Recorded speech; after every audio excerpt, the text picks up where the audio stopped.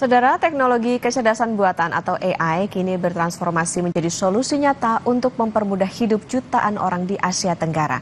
Melalui berbagai inovasi cerdas, aktivitas harian kini dapat dilakukan dengan jauh lebih praktis dan efisien dalam satu ekosistem digital. Pemanfaatan teknologi pintar kini menjadi kunci utama dalam memberikan bantuan nyata bagi mobilitas masyarakat di kawasan Asia Tenggara.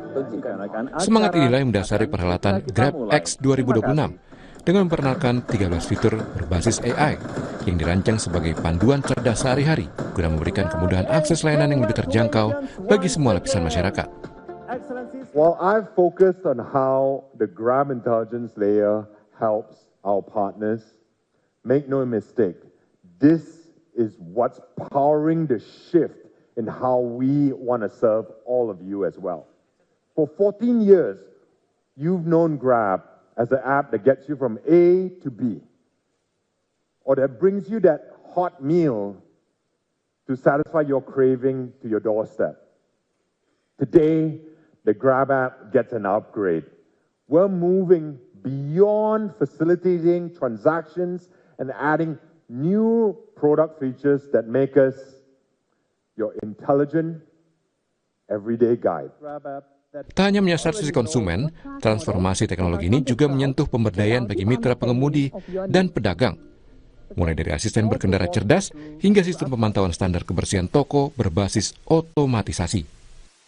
Today, we're going to show you how Grab becomes your everyday guide. Helping you through city life to make it more easy, making travel truly effortless, and giving small businesses powerful AI tools to do more.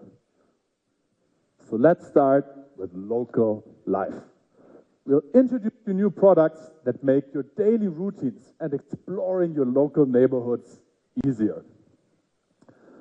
A few years ago, we launched Group Order for food, and it made it easier for people to share orders and save money. And today, we're bringing that same idea to rides.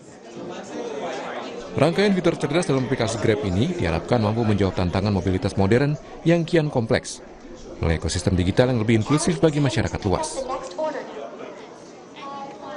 Tim Liputan, Kompas TV.